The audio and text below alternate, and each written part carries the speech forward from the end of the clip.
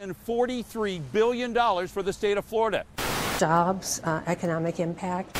It has a big economic development in our state, about $750 million each year. You might think they're talking about Florida's #1 tourism attraction, the beaches. But in reality, they're talking about baseball, the seasonal attraction they'd rather spend your money on. But we clearly care about keeping all of our teams in Florida, and we want them to flourish.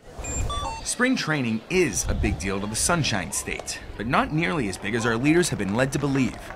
10 Investigates found dozens of the economic analyses used to justify hundreds of millions of dollars in public stadium spending, dollars that could have gone to our beaches or tourism marketing, were economic arguments made by someone who wasn't even an economist. You're introduced as an economist. Are you an economist? I'm a PhD in resource development. Why do you think economists take such issue with your work? Well, I have a lot of economics classes. I mean, it's basically a fine line. No, it's not. But we'll get back to this man and how he doesn't have the expertise so many officials have been led to believe in a minute. First, though, why it matters. Everybody knows that Florida's economy starts at the beach. Bruno Falkenstein has lived on St. Pete Beach for 40 years. He's also one of hundreds of Florida beach advocates pleading for more maintenance money. Without it, sand disappears. In severe cases, entire beaches can wash into the ocean. I'm fearful because of the funding that's necessary to maintain that beach. Not just because the beach is his love, it's also his livelihood as owner of the Hurricane Seafood Restaurant and employer of nearly 80 people. Thanks, guys. It's businesses like this that keep Florida income tax free. And the beach is the biggest economy driver in the state of Florida. But you wouldn't know it from the state's budget priorities. Even though beaches draw tens of millions of people to Florida and billions of dollars in spending, the state dedicated only a paltry $32 million to maintain its #1 tourism attraction last year. That's only a third of what state experts said was needed. Meanwhile, Florida spends nearly as much on pro stadiums every single year, even though sports ranks a distant 6th on a survey of what draws visitors to Florida.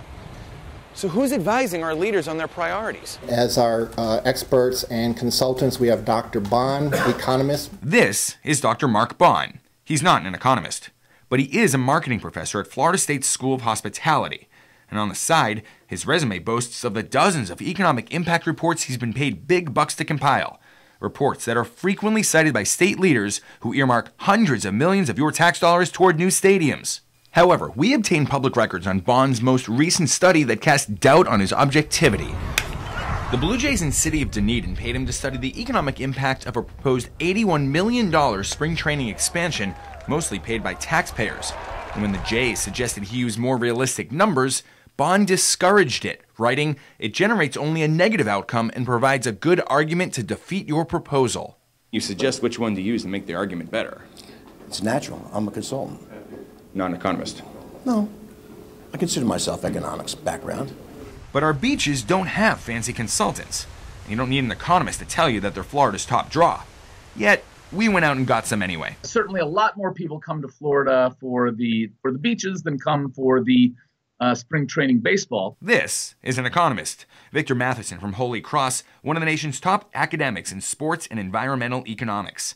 He pointed out a number of practical flaws in Dr. Bond's estimates and says a good rule of thumb is to be skeptical when marketing consultants talk economics. Take the decimal point, move it one place to the left, and that's actually a pretty good estimate of what you really get from facilities like this. In fact, when the state government's top economists have studied return on investment, they found beaches return $5.40 of every tax dollar invested. Pro sports stadiums, just 30 cents on the dollar. Spring training stadiums, just 11 cents. The fear is, without paying up, more major league teams may vanish to Arizona for spring training, leaving our beaches behind. But there are similar concerns for our sandy shores, which, if not funded properly, could also vanish into the sea.